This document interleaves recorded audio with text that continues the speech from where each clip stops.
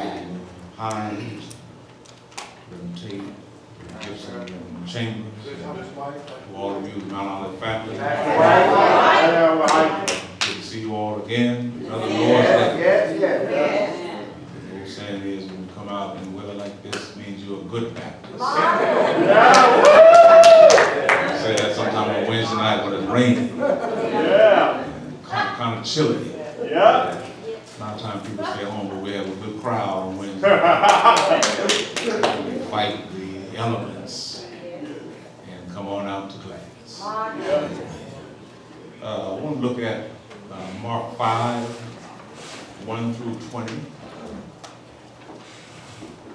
5th chapter of Mark, verses 1 through 20. I'm going to be reading out of the Common English Bible. Just for clarity, it doesn't take away from the context out of King James. But I'll be reading out of the the Common English Bible, which is a modern language Bible. It's kind of like how this Bible reads in a lot of things. Common English Bible. Some things said for clarity's sake for us, that in some cases King James may not necessarily be clear on per se as far as us understanding it, but it don't take away from the King James. I think I preach from the King James. So don't get all messed up. You do another Bible. No, I'm not. Yes. This is a good one. The English Standard, the one that the Gift has, is an excellent one. New American Standard, the Reverend Chambers actually prefer good Bibles. So this is another good one. If you get a chance to get one, you ought to get one. says, verse 1, chapter 5, Jesus and his disciples came to the other side of the lake, to the region of the Gerasenes. I think King James says Gadarenes. Right. As soon as Jesus got out of the boat, a man possessed by the evil spirit came out of the tombs. This man lived among the tombs, and no one was ever strong enough to restrain him, even with a chain. He had been secured many times with leg irons and chains, but he broke the chains and smashed the leg irons. No one was tough enough to control him. Night and day in the tombs and the hills, he would howl and cut himself with stones. When he saw Jesus from far away, he ran and knelt before him, shouting, "What have you to do with me, Jesus, Son of the Most High God? Swear to God that you won't torture me." He said this because Jesus had already commanded him, "Unclean spirit, come out of the man." Jesus asked him, "What's your name?" He responded, "Legion is my name, because we are many." Wow. They pleaded with Jesus not to send them out to that region. A large herd of pigs was feeding on the hillside. "Send us into the pigs," they begged. "Let us go into the pigs." Jesus gave them permission, so the unclean spirits left the man and went into the pigs. Then the herd of about 2,000 pigs rushed down the cliff into the lake and drowned. Those who tended the pigs ran away and told the story in the city and in the countryside. People came to see what had happened. They came to Jesus and saw the man who used to be demon-possessed. Yep. They saw the very man who had been filled with many demons sitting there fully dressed and completely sane. They were filled with awe. Those who had actually seen what had happened to the demon-possessed man told the others about the pigs. Then they pleaded with Jesus to leave their region. While he was climbing into the boat, the one who had been demon-possessed pleaded with Jesus to let him come along as one of his disciples. But Jesus wouldn't allow it. "Go home to your own people," Jesus said, "and tell them what the Lord has done for you and how he has shown you mercy." The man went away and began to proclaim in the 10 cities all that Jesus had done for him, and everyone was amazed. I want to talk about the journey from demon possession to discipleship.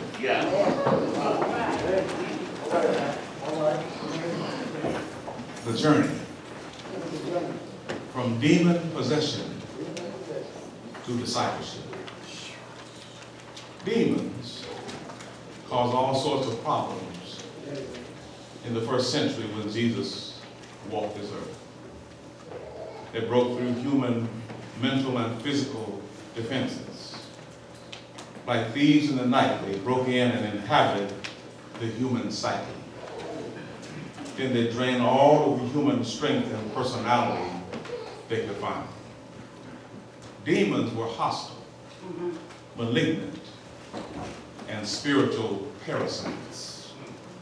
Once they took hold, they ate up the insides of a human's mind, the way a leech drinks down human blood. They took away the most precious thing a person has, and in its place, they left a mean-spirited, twisted wrecking ball of psychological fury. Yes, sir. Demons then and demons now Yep. are ruthless. One of the things that makes me glad I'm a Christian is that the love of God meets us where we are. He meets us in our mess. He meets us in our pitiful condition. He meets us in our dreadful state of affairs. And he doesn't ask us to get clean and then come meet him. But he meets us right where we are. He doesn't say, get off the drugs and then come meet me. No, sir. He doesn't say, put the bottle down and then I'll talk to you. He doesn't say, you need to get out of that mess and then call me when you get straightened out. But what he does, he comes and gets in the mess with us to give us the strength we need to get out of it. He gives us the lift we need to come out of the pits of our dilemmas. Christianity is always coming down. God is always coming down. His incarnation, his becoming a baby in Bethlehem is about coming down. His dying on the cross is about coming down to save us, to rescue us, to redeem us, because we can't come up to where he is. So he has to come down to where we are. He meets us in the middle of our mess. Notice, if you will, the man in our text is demon possessed. So much so that the demons turn him into a raging maniac. He cannot live in a civilized society because he screams and shrieks and shouts uncontrollably. He's noisy. He's a bother, and he disturbs people. His family has grown weary of his antics. The culture no longer welcomes him into its circle of influence because he's so unpredictable. He's uncontrollable because he's possessed by the devil. The devil has him so much so that he can't even live at home with his family. He lives out in the tomb. He makes his dwelling among the dead. He can't live with his wife. Can't live with his children if he has any. And if he did, no doubt, CPS would prohibit him from interacting with them for fear of some kind of violent abuse. He'd have to miss his son's ball games in Vegas and his daughter's dance recitals because all the people who would attend would be afraid to even show up. And he would hurt the tickets at the gate for ticket sales. He can't be invited to any social gathering. He's not welcome even in the church. He's violent and has tendencies and times of fits. He has a history of harming and cutting himself. And nobody wants blood on the pew. Nobody wants blood on the rail because he might have the coronavirus. In the church, everybody got a mask on because this demonic man is spreading disease. Society can't invite him anywhere, so he finds himself bound by chains. And the demons are so strong that he breaks the chains. And from this man we can learn that chains don't change. They only hold. And even though he broke the chains, he was still bound. Because his problem was not on the outside. His problem was on the inside. You can't harness an interior problem with exterior material. There are many people today who are chained to some habit. They're free. They're walking around, but they're chained. They're inwardly bound by life's cruel reality. I remember doing prison ministry at San Quentin, and a lot of the brothers there, they are physically bound, but spiritually free because they know Christ. And then in a lot of our churches, you have people that are physically free, but spiritually bound. What are they bound to, Brother Pastor? They're chained in some unhealthy relationship. They're chained to a struggling marriage. They're chained to pride. They're chained to poverty. They're chained to wealth and an overestimation of themselves. And sometimes chains can be so restrictive that people commit suicide.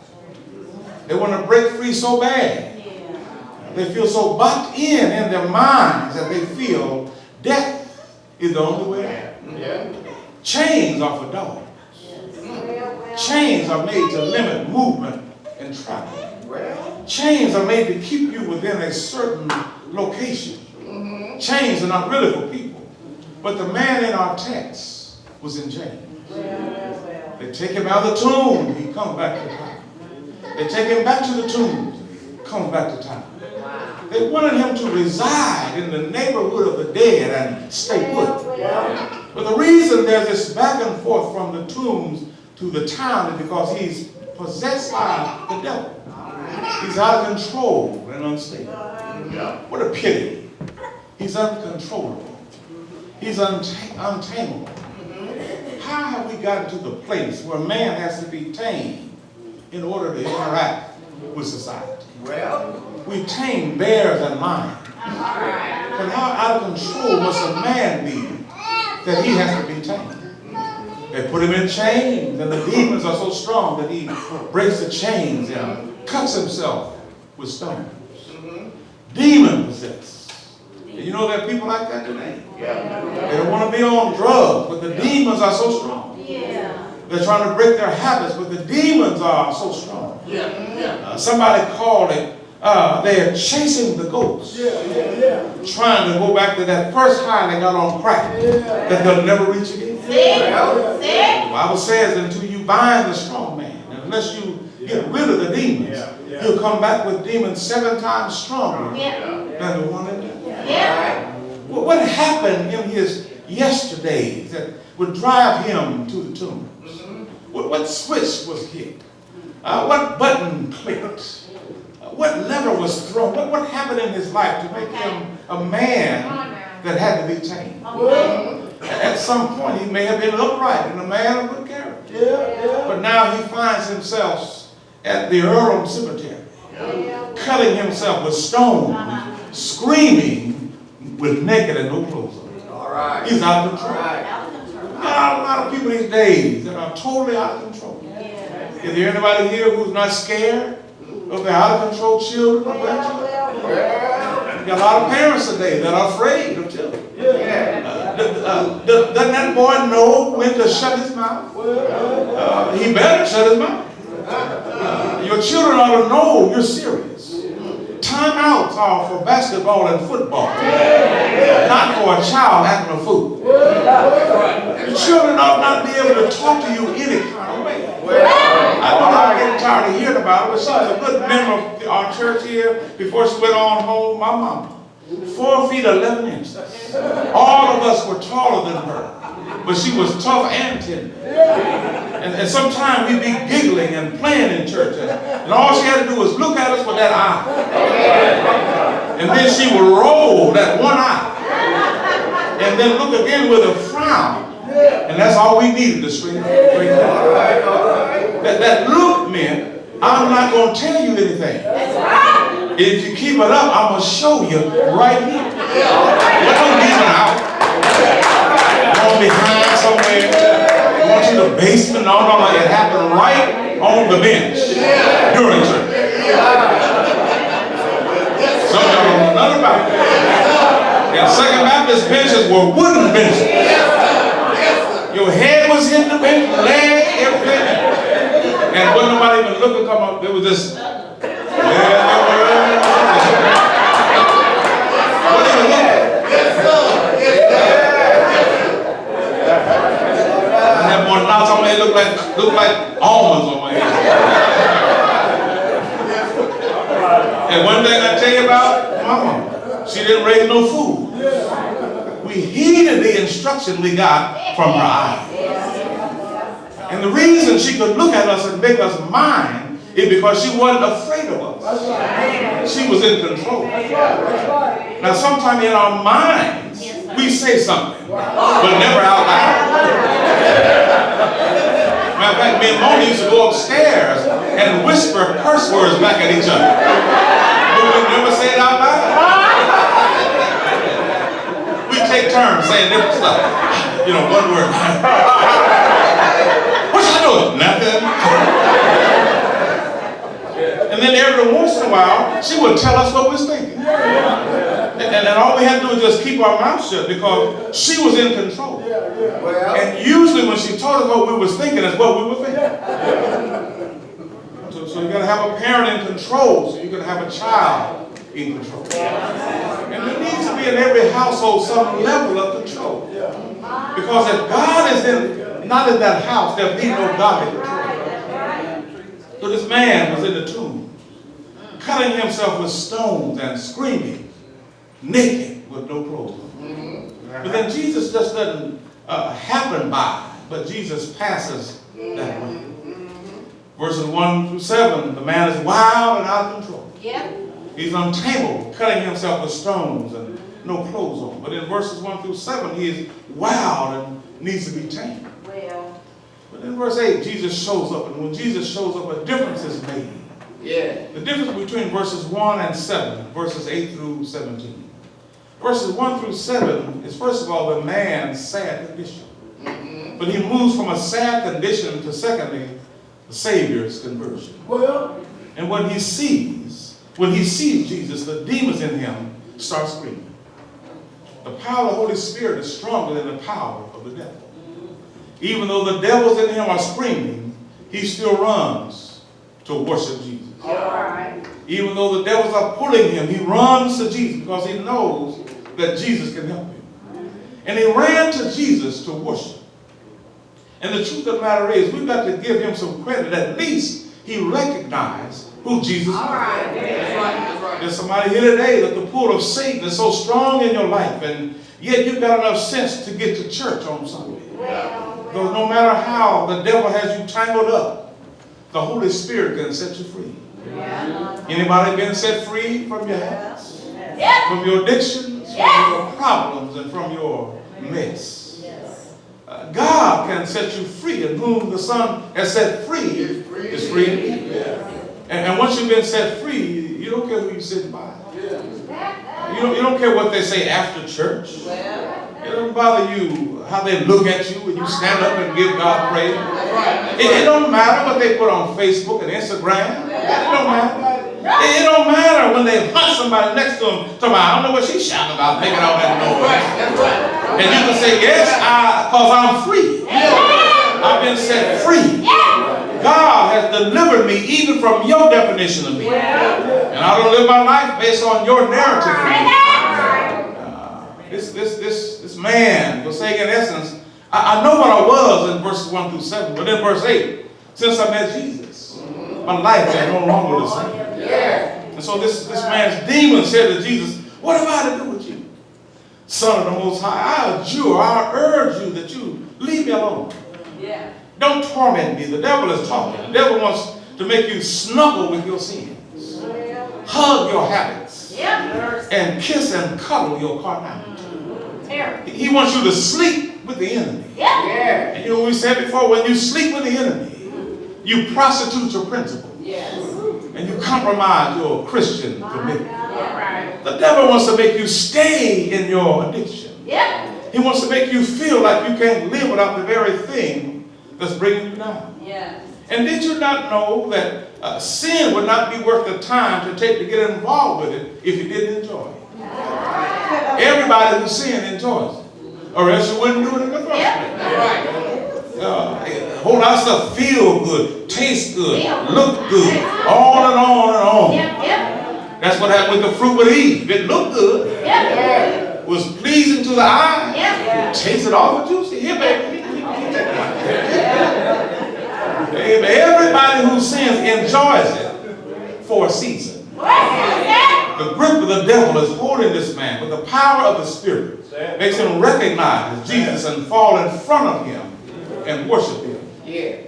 The spotlight now, the camera, the lens is always on Jesus. It's no longer about the man. Verse 8, it's about Jesus. He says, come out of the man, you unclean spirit. And Jesus says, since you all want to talk, I got a question for you. What's your name? And so my name is Legion. And many of us are crowded in this man. Many of us today cannot even name the stuff that's going on in our own life. You ask somebody what's wrong, they say, oh, I got a lot going on. You know, I just got a lot going on. I'm just going through too much. How you know? Well, you know, do you have time? You know, I got so much I can't even tell you. One day we're speaking, the next day we're not speaking. One day we're happy, the next day we wake up on the wrong side of the bed. One day we're talking as we want to be, the next day we don't want to say anything to nobody. We're full of all kinds of spirits and controversy. And sometimes we got to look in the mirror and ask ourselves, did I really just do that? Did I really actually just say that? And if you don't say it or do it, you say to yourself,